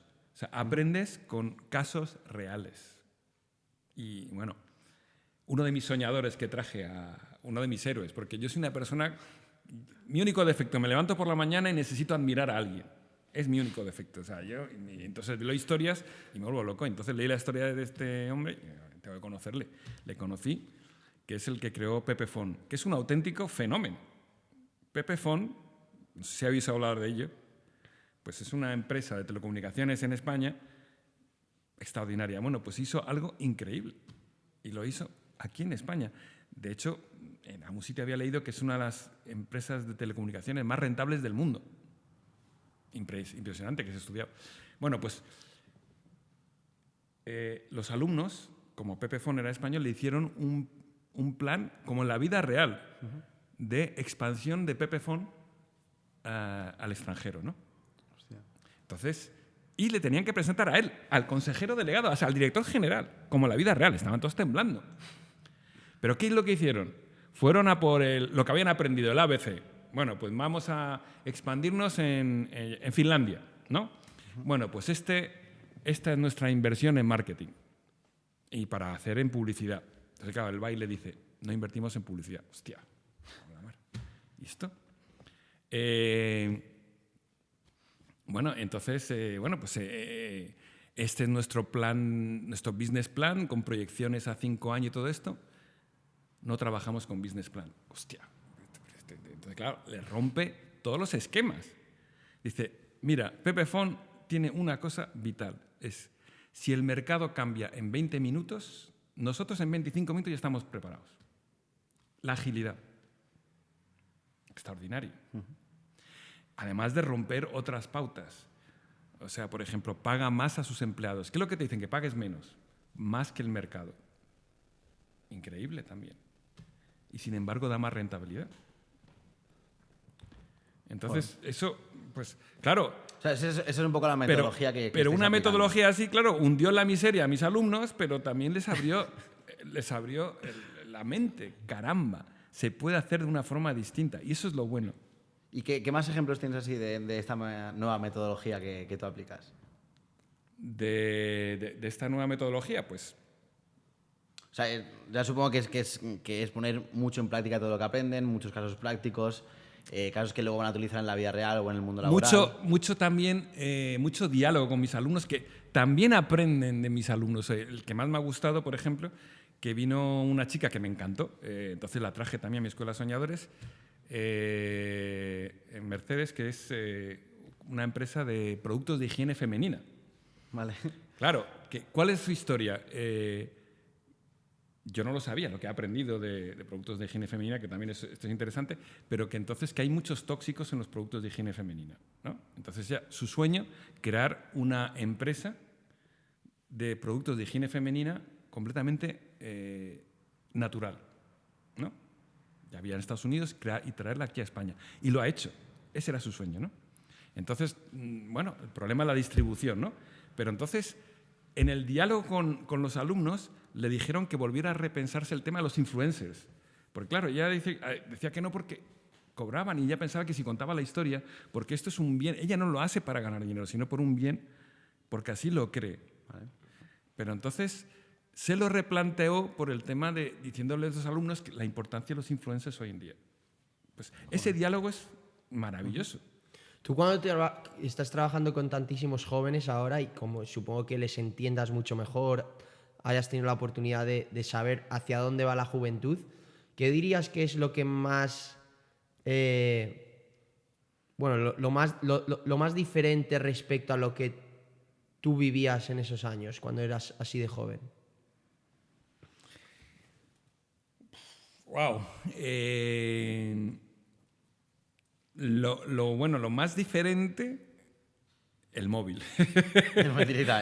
Directamente el móvil, que mata muchas cosas. Entonces yo les intento decir que es importante que queden con personas. La interacción cara a cara es fundamental.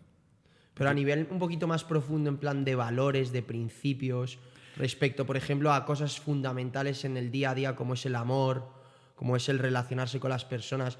¿Ves algo diferente en el día de hoy de la juventud o no? Hombre, veo menos romanticismo, eso sí. Una vez más, yo he aprendido mucho con mis alumnos que me comentan, pero entonces hay menos romanticismo, hay más... no sé, yo veo que es muy bonito la comunicación personal y hay un poco de desencanto con eso, yo creo. Y después hay un poco de pérdida de referencias también, ¿no? Cuando alguien me dice, no, yo tengo 5.000 amigos, ¿cómo? Una vida es, si tienes 5 amigos en la mano ya es una vida de éxito. 5.000 amigos, no, 5.000 followers, no, perdona. Entonces no tienes 5.000 amigos, pero son conceptos erróneos en cierta medida.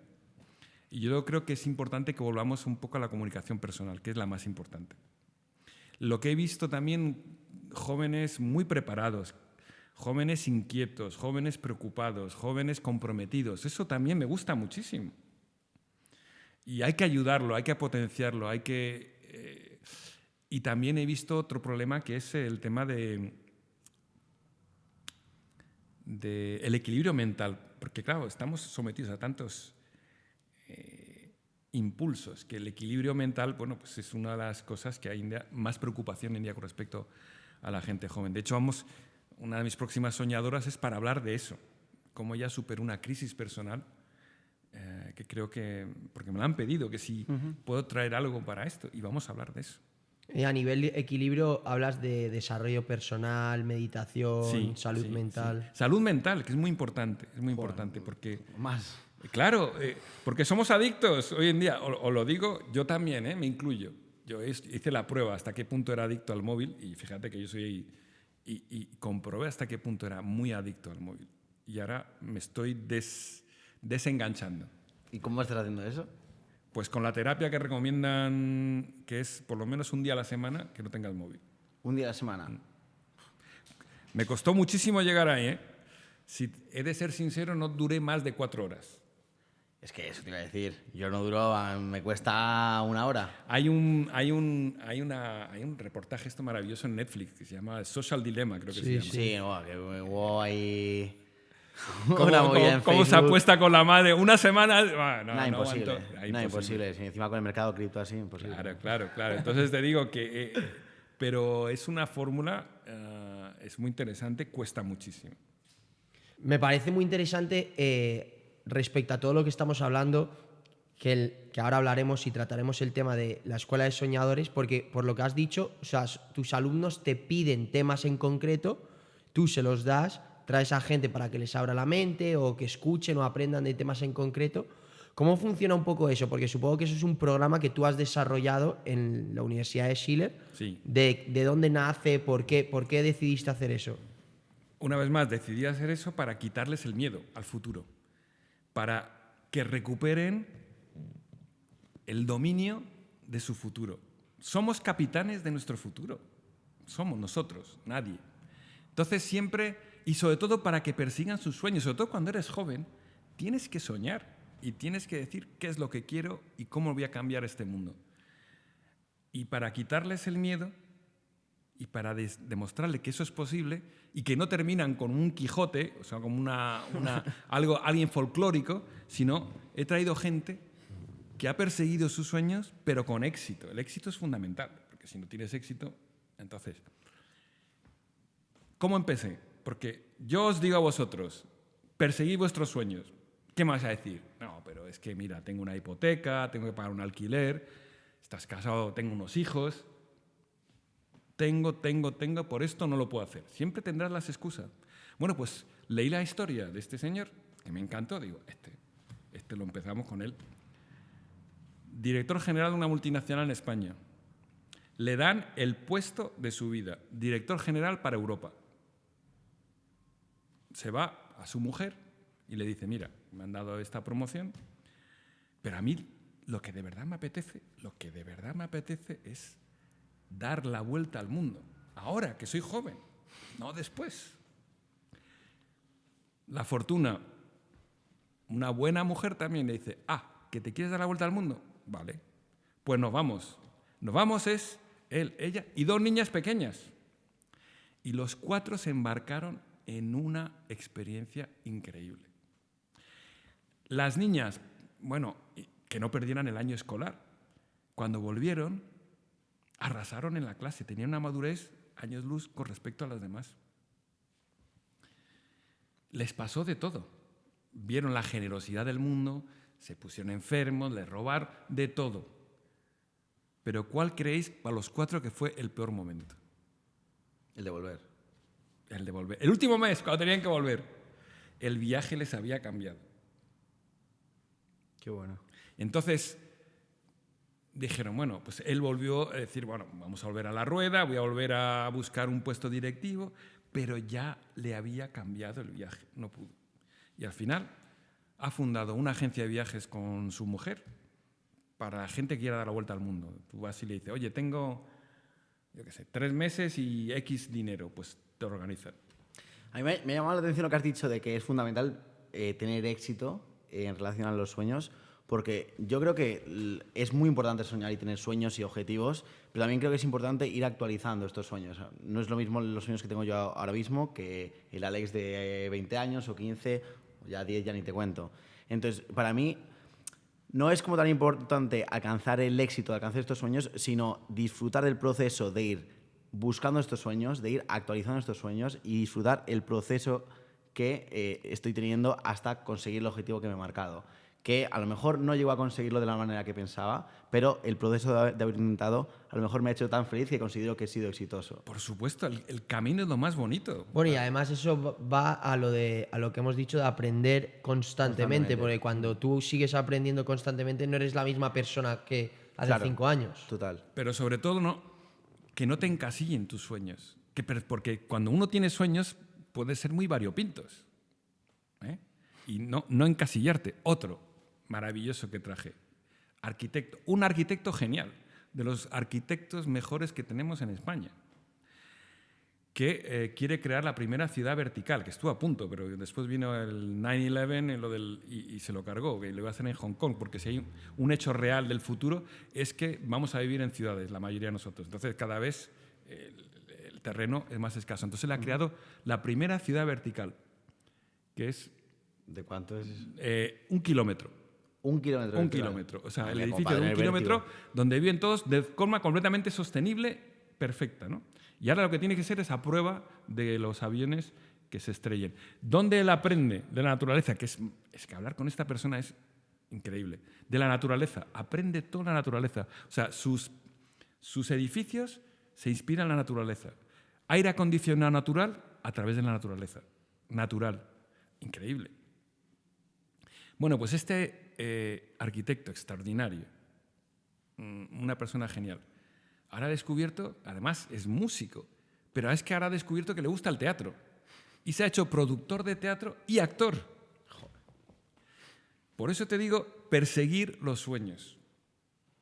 Donde te lleven, que no te encasillen, lo que tú has dicho, evoluciona. Mira, ya he hecho mi sueño a nivel profesional, pero ahora me apetece esto. Pero tú, por ejemplo, ¿quién crees? Porque eso estoy totalmente de acuerdo contigo y siempre he intentado vivir así, que yo persiga mis sueños porque al final vivimos una sola vez y si nos vamos a la camilla a punto de morir nos arrepentiremos de lo que no intentamos. Claro. Pero, ¿quién crees que nos corta las alas? ¿Por qué crees que la gente no persigue sus sueños? Porque ciertamente tú has visto ahí que hay una ineficiencia, que hay un problema y has querido solucionarlo. Entonces, ¿cuál es el problema real? ¿Por qué la gente no persigue sus sueños? El miedo. Ya, pero el miedo... La convención. ¿Pero quién le da ese miedo? Tu entorno. O sea, sea, ¿es miedo al fracaso?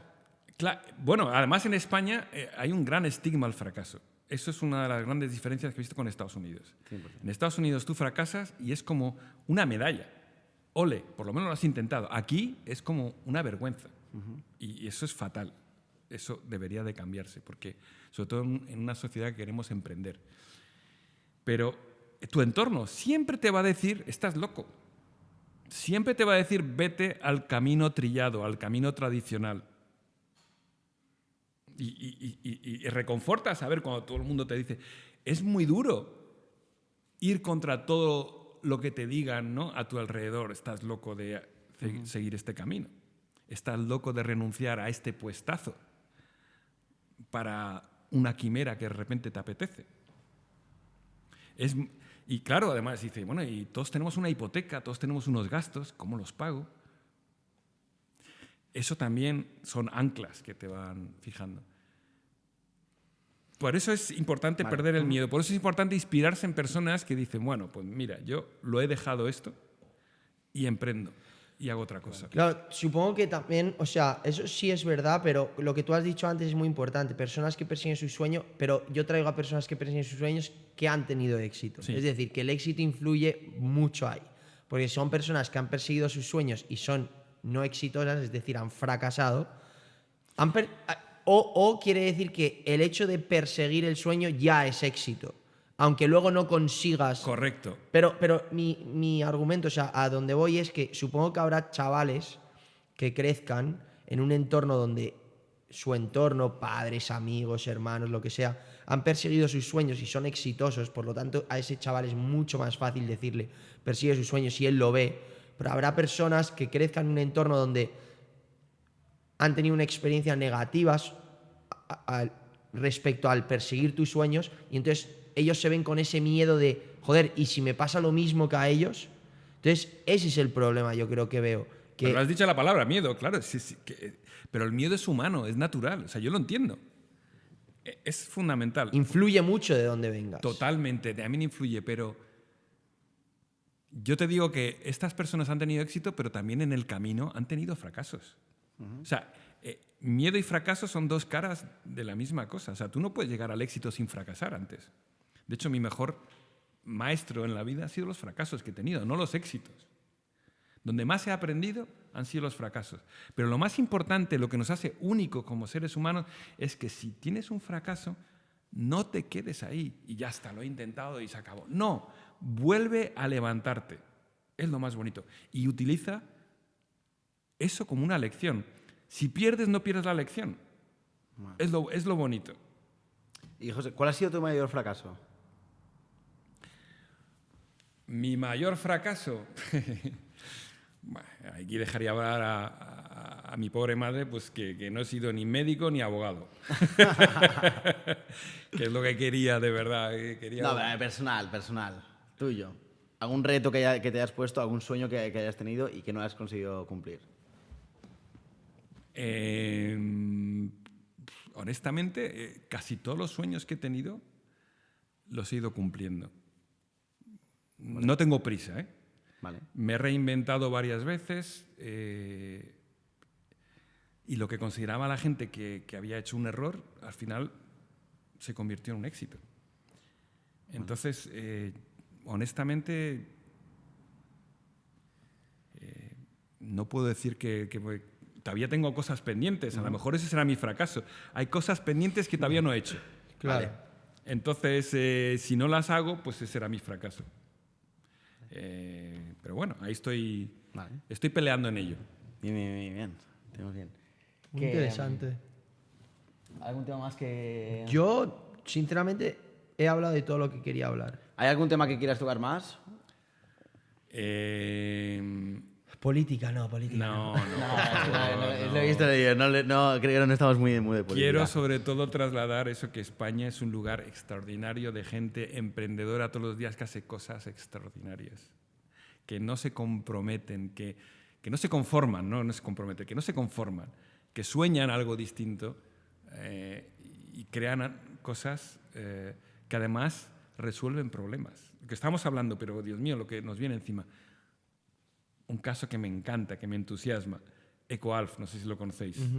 Bueno, pues esto es de una pesadilla, es toda la mierda que llevamos al mar, cómo se crea una marca textil de lujo.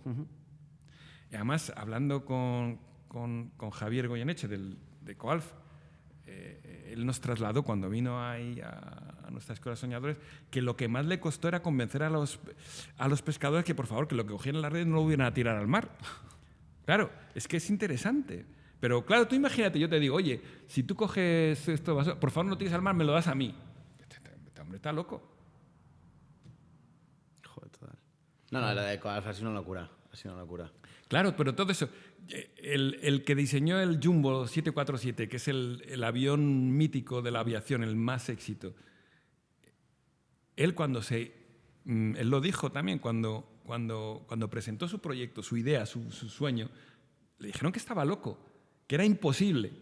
Entonces, cuando me dijeron que era imposible, sabía que estaba por el buen camino. Esas fueron sus palabras, que me gusta. Qué bueno. Sí, yo creo que ese tipo de personas es personas que buscan las soluciones, no se enfocan en los problemas y en todo lo que hay que hacer, sino que sueñan. Es que se identifica muchísimo cuando tienes una conversación con un soñador, con una persona que ve la vida de una forma positiva y se enfoca en las soluciones, a una persona que siempre está negativa y siempre se enfoca en los problemas que hay. Se identifica rapidísimo.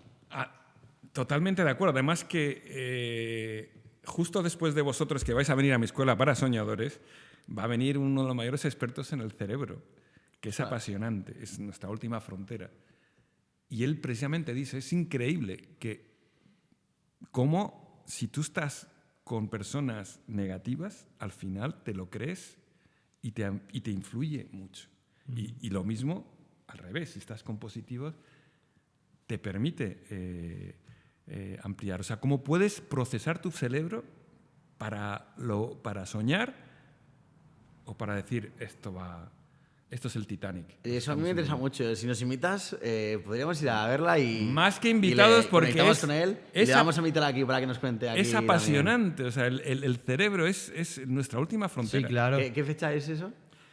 En mayo, ahora. Sí, será el 30 de mayo. Perfecto. Bueno, eso me paso yo. Bueno, y aún así ya nos pasabas el contacto para ver si quiere venir aquí a contarnos cositas del cerebro, que es súper interesante. Pues ha sido muy interesante. Oye, ha sido increíble. Vamos, he aprendido un montón, súper inspiradora la charla. La verdad que yo creo que el Me mensaje que alegro, tienes es muy os positivo. deseo muchísima suerte con este sueño, por favor. Gracias. Sí. Y nos vemos pronto en la... Nos vemos pronto, a ver también En la Escuela de Diseñadores. cómo me inspiráis a... En inglés, ¿no? Encima. Oye. En inglés, eso sí, en inglés. Un año ¿Cómo sin hablar inspiráis a los alumnos que sueñan a lo mejor con crear su podcast? Qué guay. Espectacular. Pues oye, encantados. Bueno, tenemos todavía una sección final. Venga, dispara. Que has el primer invitado que ya se la sabe un poco. Ay, bueno, no, a ver. Has hecho Bueno, trampa, ya, José, has hecho ya los trampa. próximos ya lo pueden ver en YouTube, la verdad. Bueno, es verdad, eso sí es verdad, eso es verdad. Bueno, ya lo sabes, una ronda de preguntas rápidas, generales, así un poco trip. Escucha alguna. Triple quick questions, con un Venga, soñador. Escucha alguna por aquí, sí. Un personaje histórico del pasado para tener una charla. Julio César. Acabo de descubrir que empezó su carrera como fiscal, pero además su primer juicio fue contra el senador más corrupto de Roma. 3 cosas que van a ser diferentes de aquí a 50 años. La medicina, conducir, ¿Vale? también, completamente, y los robots. ¿Qué prefieres? ¿1 millón de euros hoy en cash o 3.000 euros al mes para el resto de tu vida? 1 millón de euros. Si murieses hoy y te dieran la opción de revivir, ¿qué año escogerías? 78. Todos en el pasado, nadie en el Nadie futuro. en el futuro. Hombre, pero es que no, porque es algo que ya he vivido y que fue increíble, ¿no? Claro, como que no te quieres lanzar a lo desconocido. Ah, también si quieres a lo desconocido. No. pinchar, Me gusta, pero me puedo lanzar. O sea, cada día para mí será maravilloso, pero ya puestos a ver en el pasado, bueno, un año que fue espectacular, pues ese. ¿Cuánto vale un Bitcoin? Un Bitcoin, 26.000 euros. Perfecto. Pero, Bueno. yo te voy a hacer otra pregunta. Más importante que el Bitcoin, ¿cuánto vale un Ethereum? 1890, antes de empezar el 700, podcast. sí. Bueno, es que yo lo vi en dólares. En Yo lo dólares. vi en dólares. No, yo en euros. Claro, Entonces, Claro, por eso he estamos dicho bien. 26. Ahí, Vale. ahí, bien. sí. Sí. Si pudieras vivir la vida de otra persona, muerta o viva, ¿quién sería? El rey Salomón. ¿Crees que la raza humana seguirá viva de aquí a 500 años? Oh, por supuesto. Por supuesto que No, eso. sin duda. ¿Y Sí. Emil? ¿Eh? Emil también. También. Bien. También. Por favor. ¿Qué prefieres? ¿Morir ahogado o morir de amor? De amor, eso sin dudar, de amor. El Claro, amor es el es lo que romanticismo nos que no se hace, pierda. claro, es lo que nos Eso hace es. humanos.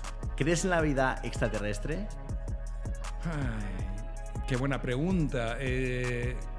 Soy agnóstico. Quiero creer que existe. ¿Quieres creer? Quiero creer que existe. Grandes científicos dicen que existe, con lo cual dejaré llevar que es probable. Ya para cerrar el podcast, como sabes, le pedimos siempre a nuestros invitados que nos cuenten el mayor trip que se han pegado en sus vidas. Entonces te pregunto, ¿cuál es el mayor trip que te has pegado en tu vida? He tenido muchos. Mi viaje a Islandia. ¿Vale? ¿Qué es lo que más te Islandia impactó? Todo el país me sorprendió de una forma extraordinaria. Una de las cosas que más me alucinó, lo guapos que eran todos, pero guapísimos. Y por eso nunca hay que asumir el tema de la cultura, nunca hay que asumir, porque fuimos ahí y dije, bueno, aquí en Islandia, todos rubios con ojos azules. Nada más lejos de la realidad. Había rubios, pelirrojos, guapas, y todos guapísimos. Digo, pero ¿por cómo diablos sois tan guapos? Y entonces uno me lo explicó, yo te voy a dar la razón, si como todo en la vida tiene una razón, es que nosotros somos los vikingos originales. ¿Y qué eran los vikingos? Piratas. Entonces iban por los pueblos y vamos, y los asaltaban y se llevaban todo, pero también se llevaban a las chicas más bonitas de todos los pueblos. Entonces, claro, con este método de selección han salido todos estupendos. Guapos. Y además tiene una vida nocturna como en España. ¿Ah, sí? Sí, increíble. Sí. O sea, toda la... Lo estás viendo muy bien, ¿eh? Hombre, es que a mí, de verdad, Islandia, digo, wow, no me lo puedo... Y el momento más increíble también, porque por mi amigo le quería ver una ballena, que no es que ver ballenas. Bueno, yo no sentía ninguna, pero fuimos. Cogimos un capitán ahí con su barquito pequeño, que por cierto, lo único que se los beben mucho los islandeses, este hombre ya a las 10 de la mañana ya estaba y ahí con su barquito y de repente nos aparece el bicho este que se pone a saltar al lado del barquito. Digo, esto nos vamos a tomar por saco. Una cosa enorme, pero fue súper emocionante. Y el capitán estaba muerto de risa con mi temor. No te preocupes, don't worry. No worry. Bueno, si don't worry, qué bonita muerte aquí, congelado al lado de una ballena. Ahogado y por amor. Al lado de una ballena, pero fue un momento, la verdad es que es muy emocionante. Si os recomiendo a aquel que no ha visto una ballena, que vea una ballena. Pues oye, pues lo intentaremos, por lo menos. Intentaremos. Pues nada, oye, José, mil gracias, de verdad. Gracias a Ha sido un vosotros. placer. Muy, muy interesante, nos ha encantado. Hemos tratado muchos temas, Muchos además. temas, sí, señor. Y nada, eso, que nos vemos Nos pronto vemos en la pronto. Escuela de Soñadores. Nos vemos, a seguir soñando. Chequear, si todavía tenéis que ir a la universidad, chequear la Universidad de Schiller porque os va a gustar. Y el programa de... Y el programa de Escuela de Soñadores. Y nos vemos pronto, suscribiros, darle like a esas cositas. Para soñar. Y ya os lo aseguro, suscritos se sueña muchísimo mejor. Exacto. Una locura. Y nos vemos en el Nos vemos en el siguiente. Chao, chao. Gracias. Adiós.